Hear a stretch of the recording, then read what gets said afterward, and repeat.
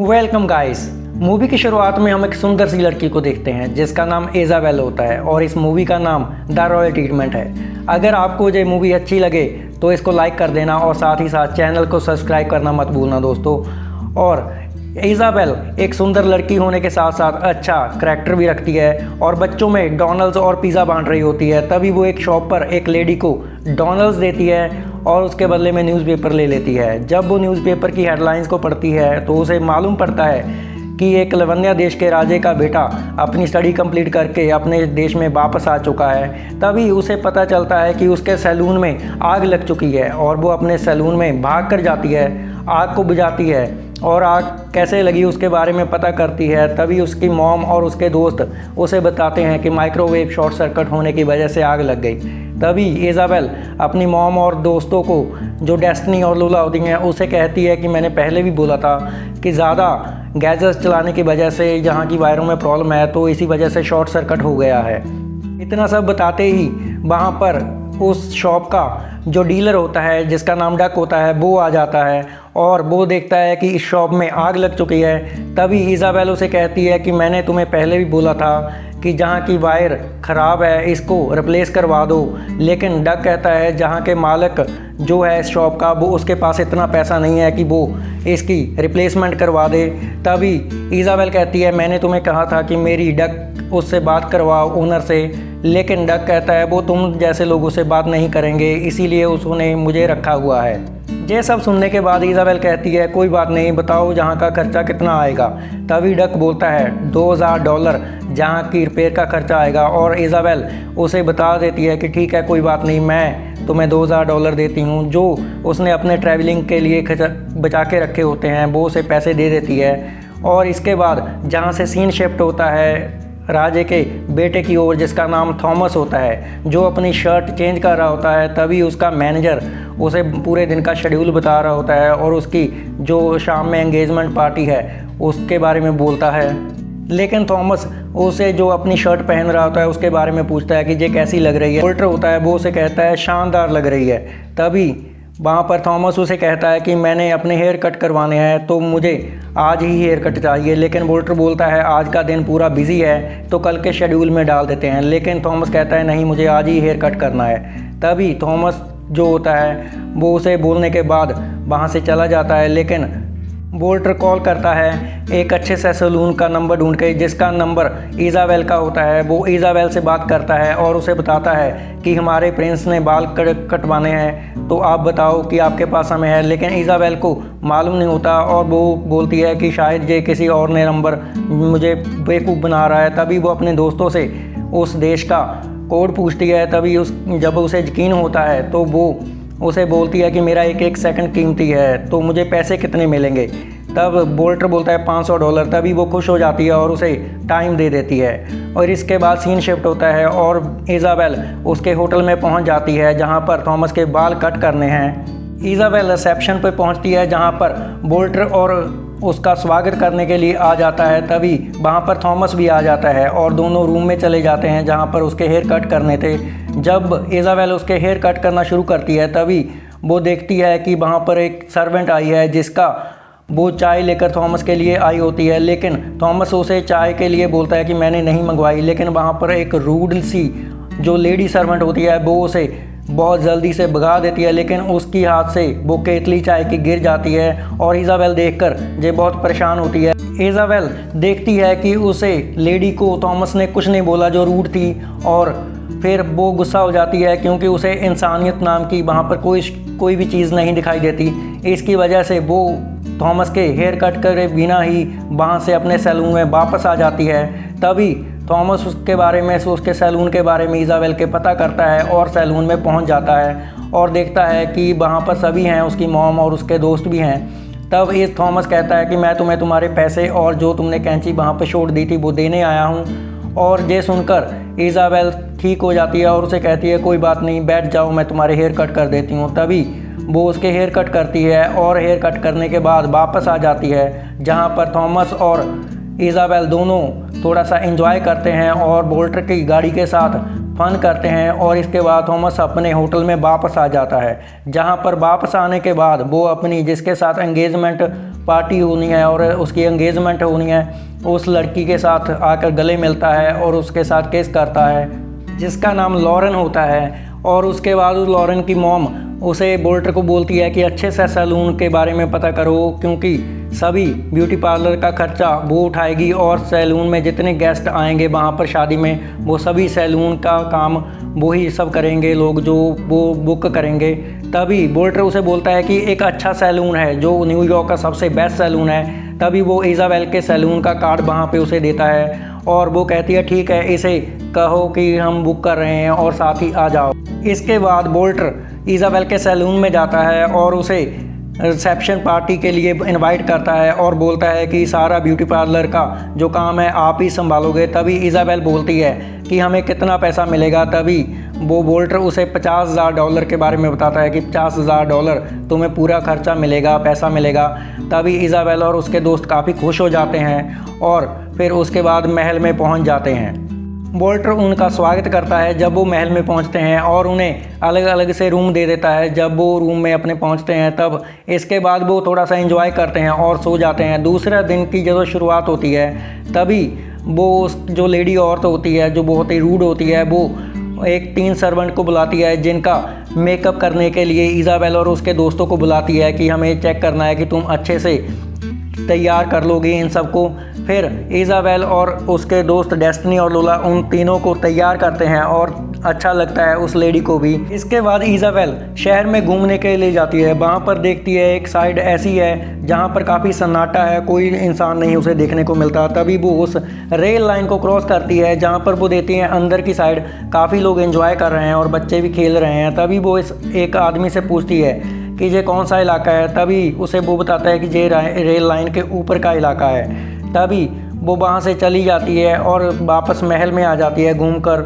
दूसरे दिन की शुरुआत में हमें इज़ाबेल को गेट के पास देखा जाता है जो एवरेट को कुछ खाने के लिए देती है। वहीं पर थॉमस की गाड़ी आ जाती है जिसमें उसकी होने वाली वाइफ लॉरेन भी होती है। तभी वो थॉमस अब इंट्रोड्यूस कराता है इज़ाबेल के साथ अपनी वाइफ को। तभी इसके बाद वो उन्हें भी कुछ खाने के लिए देती है और वो वापस अपने महल में आ जाते हैं।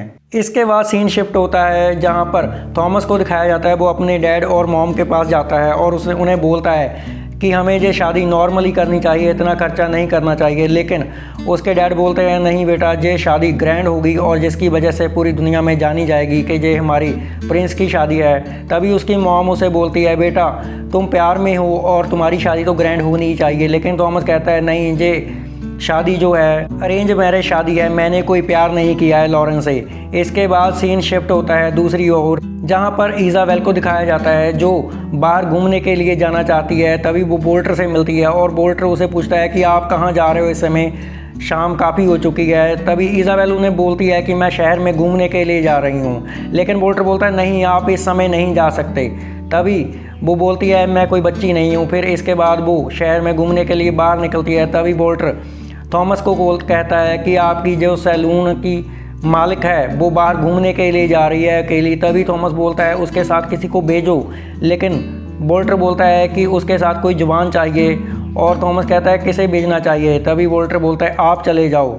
थॉमस कहता है मुझे नॉर्मल कपड़े चाहिए, आम इंसानों वाले। तभी बोल्टर उसे कपड़े ला कर देता है और थॉमस महल से बाहर निकलकर इज़ाबेल से मिलता है और दोनों ही घूमने के लिए चले जाते हैं। वो रेल लाइन के उस पार की जगह होती है जहाँ पर थॉमस कभी गया नहीं होता और उसे डराया जाता है कि वो बहुत ख़तरनाक एरिया है। लेकिन इज़ाबेल उसे बताती है ये ख़तरनाक नहीं है और ये बहुत ही खूबसूरत एरिया है, अबे हमें घूमना है जहाँ पर।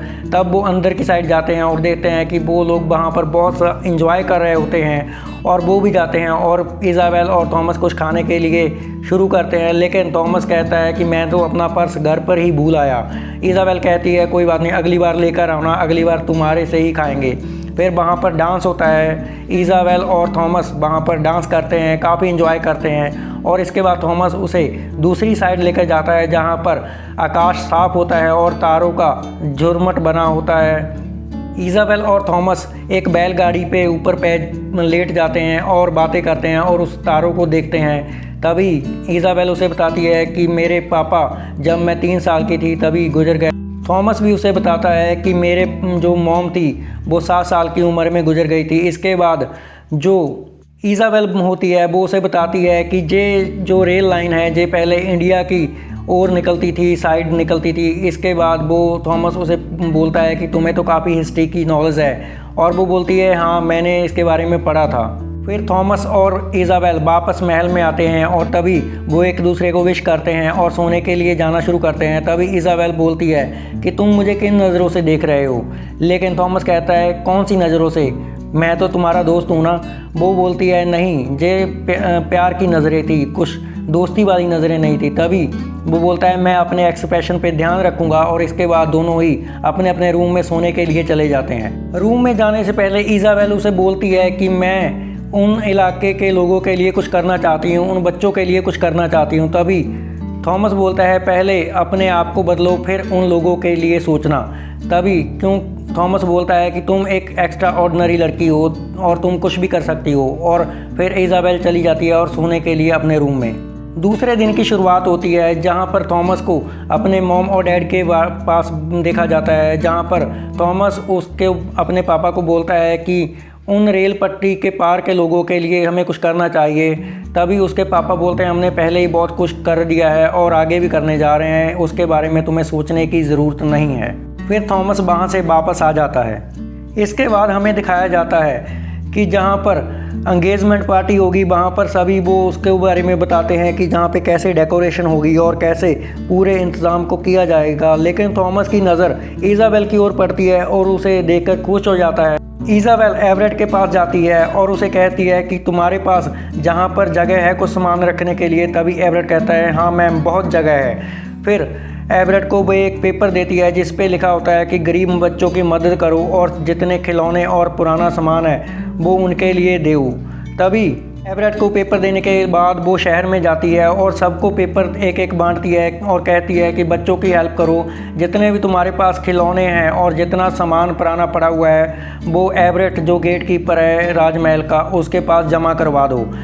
सब पेपर देने के बाद वो शहर में अपने घूमने के बाद वापस आ जाती है राजमहल में, और जहाँ पर आते ही वो सामान लेकर आती है उन गरीब बच्चों के लिए कुछ सामान बनवाने के लिए जो खाने पीने का होता है। इज़ाबेल किचन में जाती है और वहाँ पर सर्वेंट से पूछती है कि क्या तुम मेरी मदद करोगी, हेल्प करोगी, क्योंकि हमें कुछ गरीब बच्चों के लिए खाना बनाना है। तभी वो बोलती है हाँ क्यों नहीं, और इसके बाद उसके दोस्त भी जो डेस्टिनी और लोला होते हैं वो वापस आ जाते हैं उसके पास इज़ाबेल के, और कहते हैं वो रूड और से तो अच्छा है कि तुम्हारे साथ ही कुछ समय बिता लिया जाए। और फिर वो वहाँ पर बोलते हैं कि चलो हम खाना स्टार्ट करते हैं बनाने के लिए, और खाना बनाने से पहले हमें एंजॉय करना होगा क्योंकि खाना ऐसे नहीं बनेगा। तब वो वाइन की बोतल निकालती है और म्यूज़िक को चला देती है और वो एंजॉय कर रहे होते हैं सभी। तभी वहाँ पर बोल्टर आ जाता है। वो देखकर बोल्टर को एकदम से हैरान हो जाते हैं और डर जाते हैं। तभी बोल्टर भी उनके साथ एंजॉय करना शुरू कर देता है और खाना बना के जहाँ पर वो एकदम से रिलैक्स हो जाते हैं। और दूसरी साइड जब हमें सीन को दिखाया जाता है, लॉरेन थॉमस के पास आई होती है वो एक कंट्री का मैप लेकर, जिसमें उसे बताती है कि ये हमारी कंट्री का मैप है और हमें एक स्टूडियो बनाना चाहिए, और जो हमारा रूम है उसमें हमें कुछ सामान ऐसा बिजनेस करने के लिए हमें करना चाहिए जिससे हम पैसा कमा सके। तभी थॉमस की नज़र इज़ाबेल की ओर पड़ती है और वो अपना कोट उतारता है और इज़ाबेल की ओर चला जाता है। इज़ाबेल एवरेट के पास होती है जहाँ पर बहुत सा सामान लोगों ने दिया होता है उन गरीब बच्चों की हेल्प करने के लिए। तभी थॉमस होता है जो वो भी एवरेट के पास पहुँचता है और उसे कहता है कि तुमने ये क्या किया, जहाँ पर कुछ भी रखने के लिए जगह नहीं है, क्या तुम ऐसे सिक्योरिटी करते हो जहाँ की।